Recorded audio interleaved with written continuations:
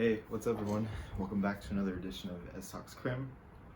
And you might be wondering, Ez, why are you wearing that hat? Well, I'll tell you why, my beautiful friend. It's because I just woke up. Now, if you know me, you know I like to do a lot of fun stuff.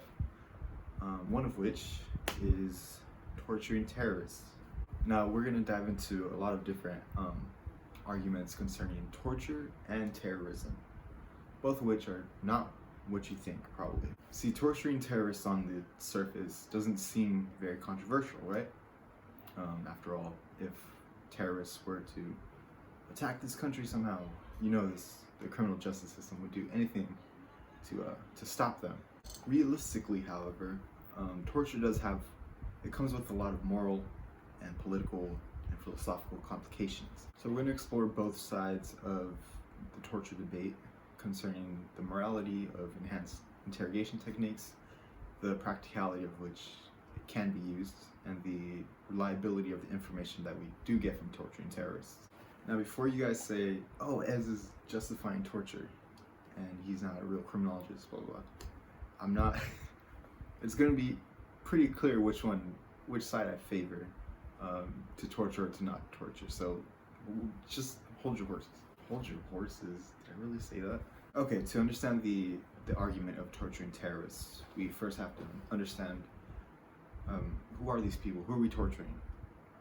What are terrorists, right? So the FBI pretty much defines terrorism as twofold. There's two definitions. First, there's international terrorism, and that is pretty much any terrorism or any terrorist acts committed by people who are either inspired by or associated with foreign terrorist organizations. The most obvious example of international terrorism would be the destruction of the Twin Towers in 2001 by the Pakistani terrorist group Al-Qaeda. Now there's domestic terrorism, which is pretty much the same thing, but instead of foreign organizations, obviously they're in US-based organizations that inspire radical ideologies. A more prominent example of domestic terrorism would be probably the Weather Underground movement, which included a bunch of bombings by a US-based organization. They bombed the Pentagon, I think, at one point. The whole point of that was to overthrow the capitalist government. You will find, however, that terrorism is not as straightforward as the FBI suggests. In essence, terrorism is only some phenomenon that's only pinpointed when someone who's radically inclined, who is unhinged and dedicated and motivated by religious and or political philosophies, and that inspires them to commit acts of violence, right? That's pretty much terrorism. Anyway, well, it begs the question, what's the difference between politically motivated murder and a murder motivated by economic gain or robbery? Something to consider: if a criminal charge for murder already exists, why is there an aggravating charge for terrorism? We already have a charge for the main thing. When you call it terrorism, though, it's so much worse. Why? Terrorism is a motive. It's not a crime. But I digress. Really quick, we're going to just dive in to arguments for terrorism. Proponents of torturing terrorists. A pretty famous proponent of terrorism is Dershowitz, with his book, Why Terrorism Works. In it, he pretty much describes torturing as a legitimate interrogation tactic, something that we can use to elicit useful information from a terrorist. However, Dershowitz also says that torture can be used, but we should probably regulate it. We should probably only use it when we have a court-appointed sanction. Where Dershowitz cautions that we should probably only use torture when it's judicially sanctioned, when we have a court-approved warrant for it. Dershowitz brings up the famous example of the ticking time bomb terrorist. This situation is pretty much when someone's torturing a terrorist because they have knowledge of something that's going to happen in the future. And just think of, like, remember that old show 24? Jack Bauer's like, give me the code or I'll chop your pinky toe off, right? That's pretty much it. In this situation, the ticking time bomb situation, torture is essentially fine because the torture is acting in good faith in the protection of the citizens that might be harmed in the future. Morally, Allhoff and Dershowitz recognize that there is a bit of discrepancy between our morals and torturing someone, right? But it's as long as torture is made in good faith, it should be okay. So let's talk about the morality of torture. Allhoff reasons that torture need not be a moral dilemma for the torturer, since he is acting in good faith. The example he gives is a sniper, a police sniper, right? He has his sights trained on someone who has an explosive vest on, and there's people all around, and if he presses the trigger, he blows up, and so do the citizens around him. The police sniper shoots that person, he goes down, no one's harmed. And Dershowitz says that torture is the lesser of two evils. By his reasoning,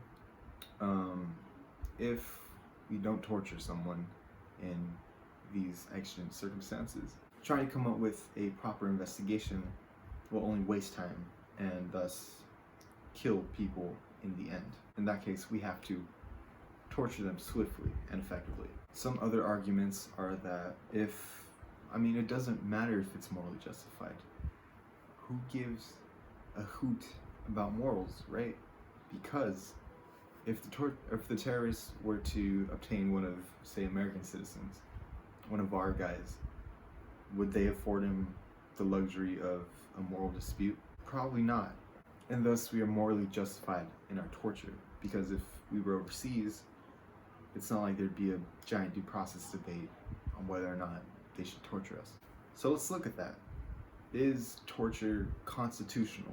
Now, obviously, there's no argument if torture should be practiced upon American criminals, because they're protected by the 4th, 5th, 8th, and 14th Amendment. Terrorists are often people not from the US, trying to make a statement about American culture, either politically, religiously, or something else. Terrorists are essentially war criminals, and in times of war, certain things are justified when usually they wouldn't be, and therefore they're not afforded any of the amendments. Okay, so with that out of the way, let's look at the arguments against torture. Let's break down the merits of torture, and let's see if this ticking time bomb situation is actually valid. In refutation to Dershowitz's book, Sung claims that torture will only unravel the integrity of the judicial system.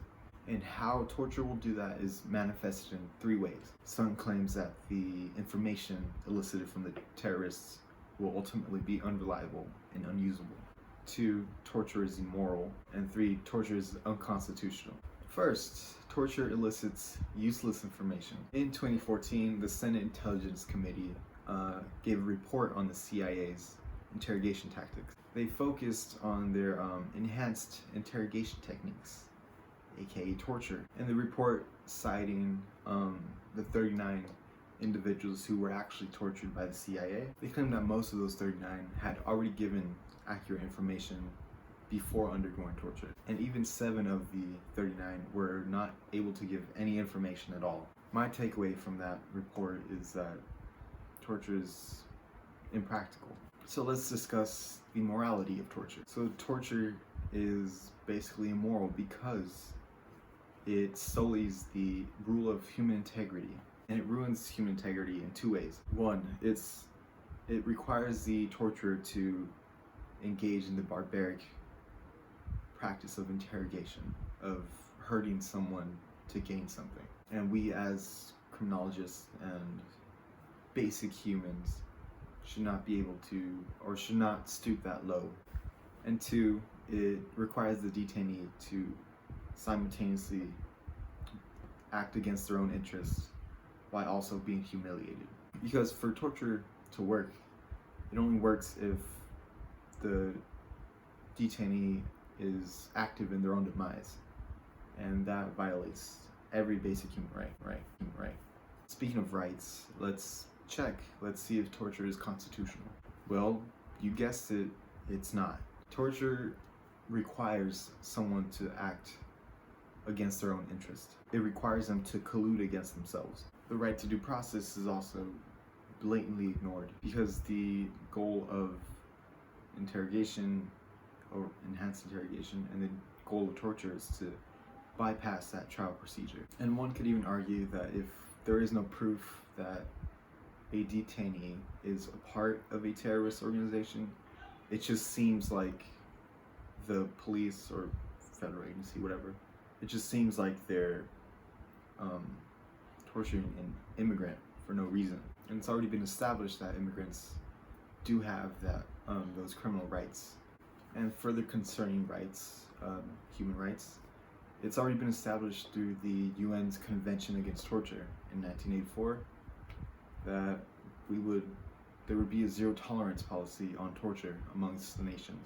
However, the United States, those sneaky rascals, they put a clause into their agreement with the UN where there would be certain acts that constitute torture, and that only gave the United States a loophole to qualify certain acts, certain criminal acts for torture.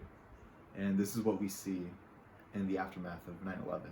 In sum, arguments in favor of torture, for me at least, are amassed only by points that violate human rights, that justify revenge morality, and torture does not bring any useful information that the criminal justice system could use. There are some critiques of torture that compare torture by a federal agency on a terrorist to police officers in the 1950s and 60s on minority citizens. You can make the argument that that kind of beating and coercion equate to torture, and is that something we really want to sanction, or is that something really we want to regulate and integrate into our criminal justice system? Pretty much, there are way too many variables that can go wrong when torturing a terrorist. And is torture something that we should even consider? Alright guys, this is basically something I just wanted to do really quick. It's a fun topic to talk about, and some people are not gonna agree with me, and that's fine. I would like to create a discussion, but this is just something fun that I wanted to talk about. Subscribe if you haven't already. Like the video too, it would really help me out. And thank you guys for sticking with me this whole time. I know I haven't uploaded in a while. Life has just been bananas. But yeah, keep learning and keep reading, and I'll see you guys in the next video. Bye.